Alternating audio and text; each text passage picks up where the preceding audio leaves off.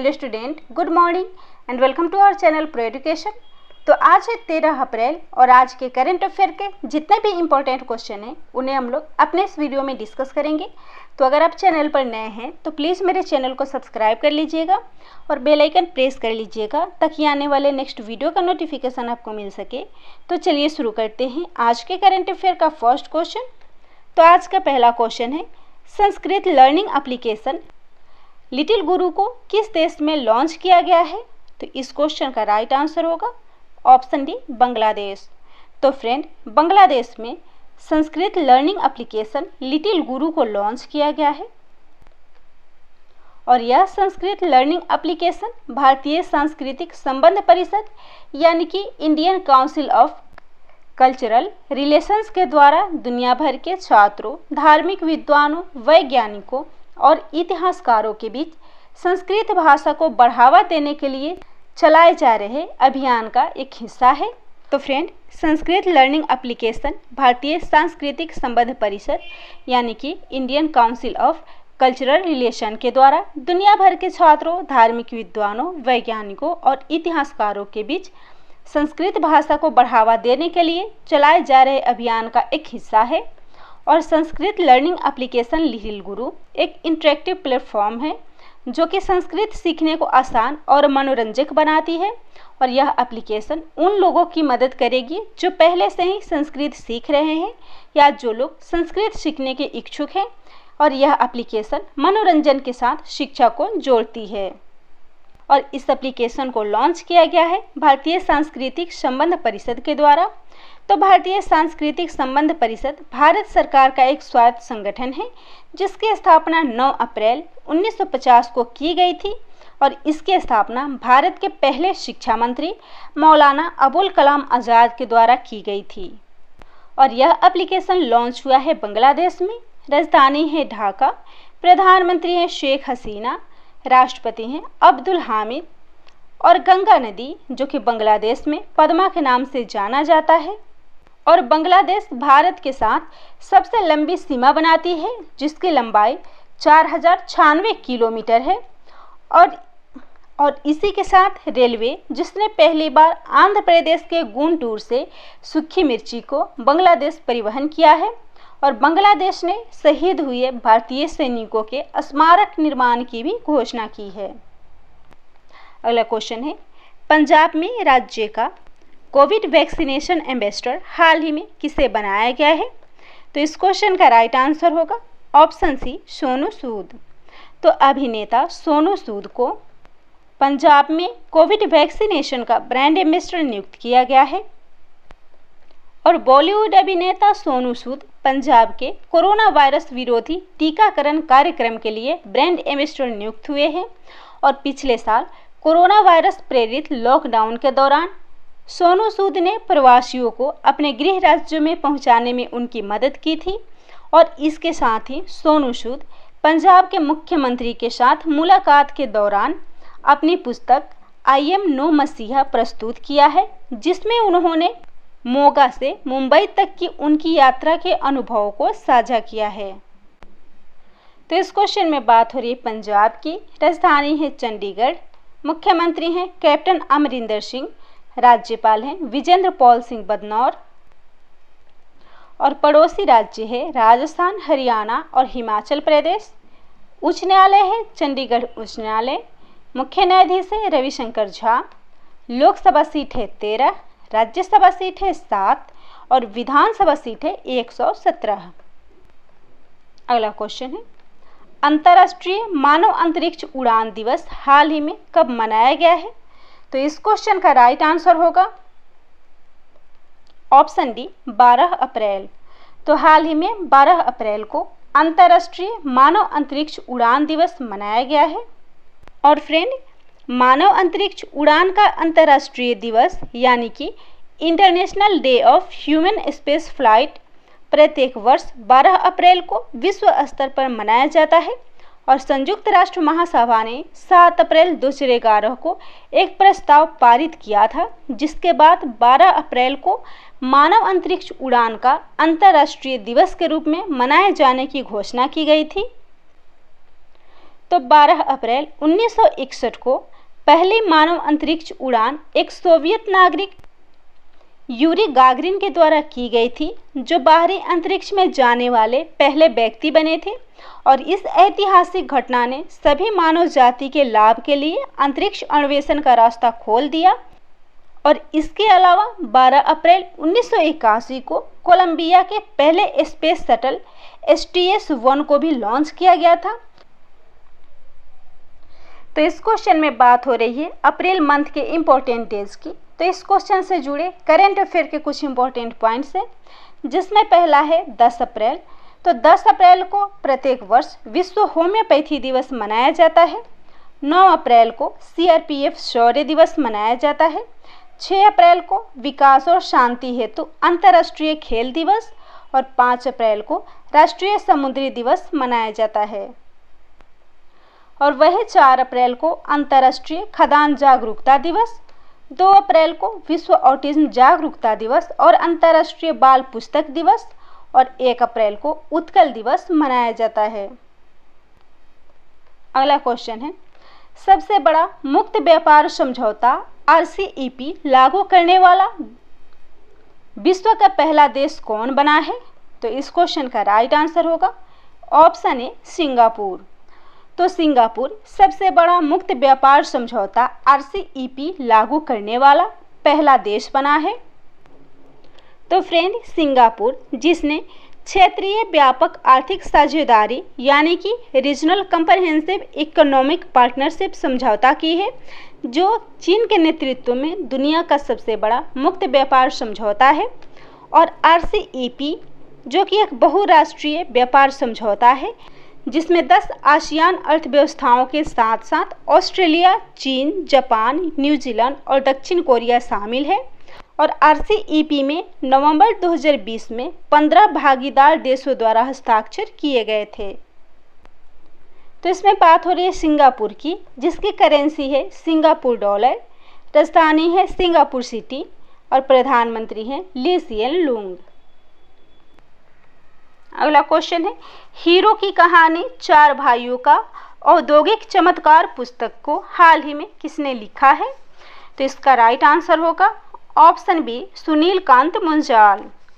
तो सुनील कांत मुंजाल ने हीरो की कहानी 4 भाइयों का औद्योगिक चमत्कार नाम से एक पुस्तक लिखा है।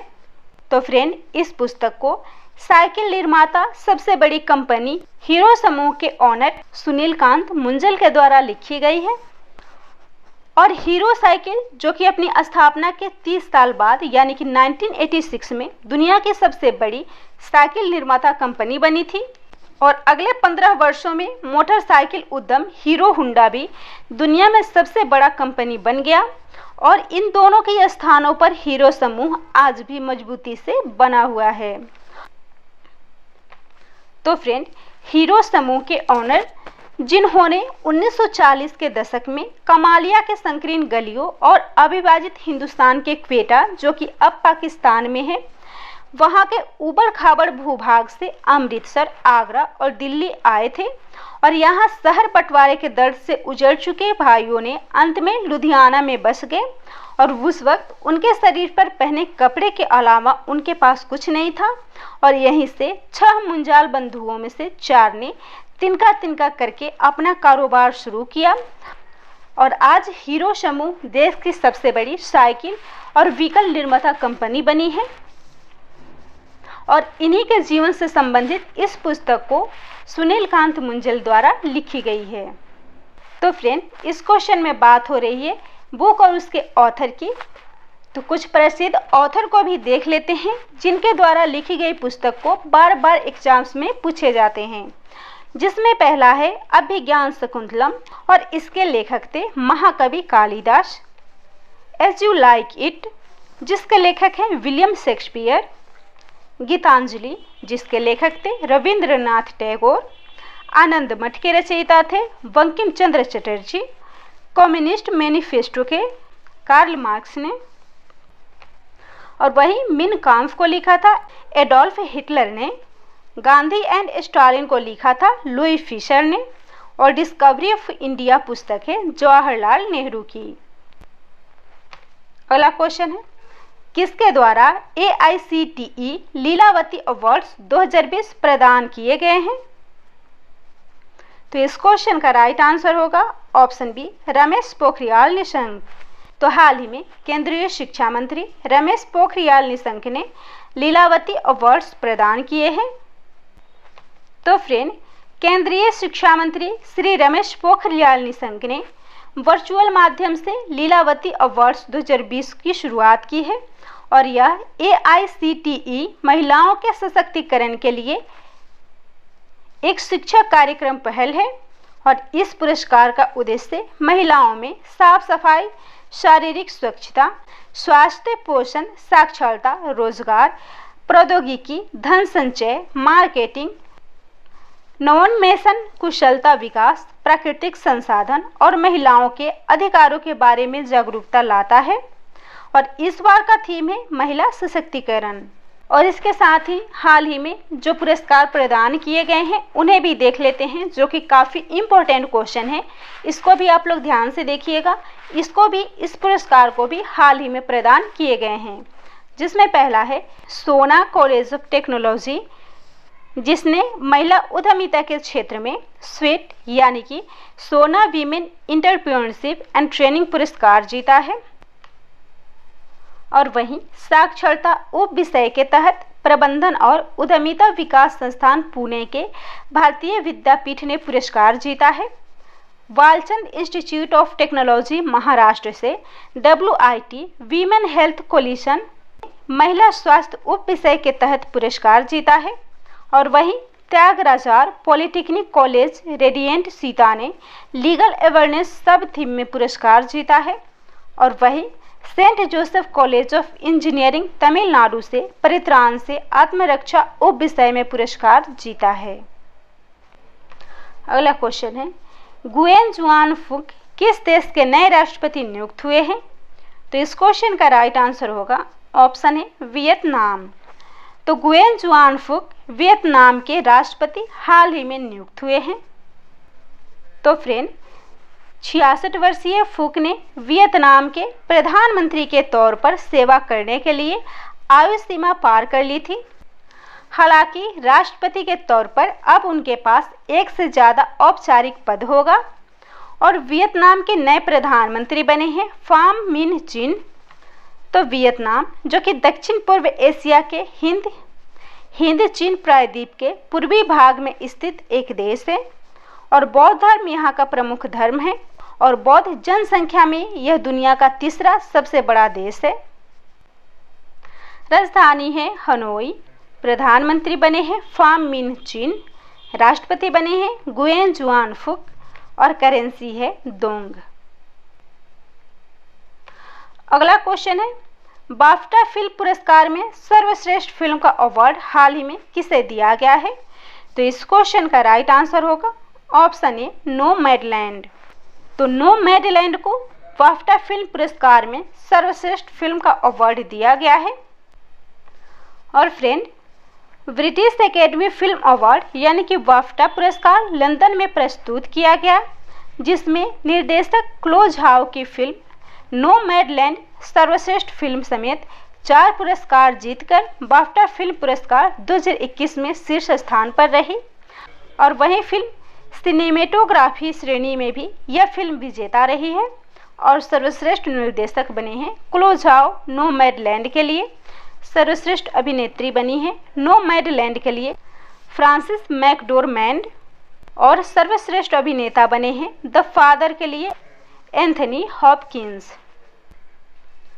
तो फ्रेंड, भारतीय अभिनेता आदर्श गौरव द व्हाइट टाइगर में उनके प्रदर्शन के लिए सर्वश्रेष्ठ अभिनेता श्रेणी में नामांकित किए गए हैं। तो इस क्वेश्चन में बात हो रही है बाफ्टा की, यानी कि ब्रिटिश एकेडमी फिल्म पुरस्कार की। तो यह ब्रिटिश एकेडमी ऑफ फिल्म और टेलीविज़न आर्ट्स के द्वारा प्रदान एक वार्षिक पुरस्कार है, जिसे बाफ्टा पुरस्कार के नाम से जाना जाता है। और यह अमेरिका के ऑस्कर पुरस्कार का समकक्ष है, जो सन 2018 से प्रत्येक वर्ष लंदन के रॉयल ओपेरा हाउस में दिया जाता है। अगला क्वेश्चन है, अमेरिका में ऑगस्टा नेशनल गोल्फ क्लब में मास्टर्स टूर्नामेंट हाल ही में किसने जीता है? तो इस क्वेश्चन का राइट आंसर होगा ऑप्शन सी, हिदेकी मात्सुयामा। तो हिदेकी मात्सुयामा ने ऑगस्टा नेशनल गोल्फ क्लब में मास्टर्स टूर्नामेंट जीता है। तो फ्रेंड, जापान के हिदेकी मात्सुयामा ने 85वां मास्टर्स खिताब जीता है और एक प्रमुख गोल्फ खिताब जीतने वाले ये पहले जापानी गोल्फर बने हैं और 2009 में पीजीए चैंपियनशिप में दक्षिण कोरिया से यांग योंग यू के बाद एक प्रमुख खिताब जीतने वाले हिदेकी मात्सुयामा केवल दूसरे एशियाई व्यक्ति बने हैं। तो इस क्वेश्चन में बात हो रही है हाल ही में आयोजित चैंपियनशिप की। तो इस क्वेश्चन से जुड़े करंट अफेयर के कुछ इंपॉर्टेंट पॉइंट्स हैं, जिसमें पहला है हाल ही में मियामी ओपन चैंपियनशिप को ह्यूबर्ट हरकस ने जीता है, जबकि टेनिस की नंबर 1 खिलाड़ी एशले बार्टी ने मियामी ओपन टेनिस चैंपियनशिप में महिला एकल का खिताब जीता है। वहीं साउथ एशियन वुशु चैंपियनशिप को आनिया मिथुन ने जीता है। बहरीन ग्रैंड प्रिक्स 2021 को लुइस हैमिल्टन ने जीता है, जबकि ऑल इंग्लैंड ओपन में महिला एकल का खिताब नोजोमू ओकुहारा ने जीता है। क्वेश्चन है, द वर्ल्ड यूनिवर्सिटी रैंकिंग में प्रथम स्थान किस विश्वविद्यालय को मिला है? तो इस क्वेश्चन का राइट आंसर होगा ऑप्शन ए, हार्वर्ड विश्वविद्यालय। तो द वर्ल्ड यूनिवर्सिटी रैंकिंग में हार्वर्ड विश्वविद्यालय प्रथम स्थान पर है और इस वैश्विक विश्वविद्यालय की एकेडमिक रैंकिंग 2020 को संघाई रैंकिंग कंसल्टेंसी द्वारा जारी की गई है, जिसमें प्रथम स्थान पर हार्वर्ड विश्वविद्यालय है, दूसरे स्थान पर स्टैनफोर्ड विश्वविद्यालय है, जबकि तीसरे स्थान पर कैम्ब्रिज विश्वविद्यालय है। और क्षेत्रीय सर्वश्रेष्ठ संस्थान रैंकिंग सूचकांक में IISc बेंगलोर प्रथम स्थान पर है, जबकि IIT मद्रास दूसरे स्थान पर है और कलकत्ता विश्वविद्यालय तीसरे स्थान पर है। तो Indian institute of science Bangalore ने भारत में सर्वश्रेष्ठ उच्च शिक्षा संस्थानों में शीर्ष स्थान प्राप्त किया है, जबकि कोलकाता विश्वविद्यालय सबसे अच्छा संस्करण बना है और वहीं भारतीय संस्थान शीर्ष 100 की सूची में भी शामिल नहीं है। और इस रैंक में भारत में सबसे अच्छा उच्च शिक्षा संस्थान IISc बेंगलोर 501 से 600 की श्रेणी में शामिल है। तो इस क्वेश्चन में बात हो रही है वैश्विक विश्वविद्यालय की एकेडमिक रैंकिंग की। तो 2003 से पारदर्शी कार्यप्रणाली और वस्तुनिष्ठ तृतीय पक्ष डेटा के आधार पर विश्व के शीर्ष विश्वविद्यालयों को प्रतिवर्ष प्रस्तुत करता है और इसे वैश्विक विश्वविद्यालय रैंकिंग के अग्रदूत और सबसे भरोसेमंद के रूप में मान्यता दी गई है। तो यह था आज के करंट अफेयर का टॉप 10 इम्पोर्टेंट क्वेश्चन। अगर मेरा वीडियो आप लोग को पसंद आता हो तो मेरे चैनल को सब्सक्राइब जरूर कीजिएगा और मेरे वीडियो को लाइक एंड शेयर कीजिए।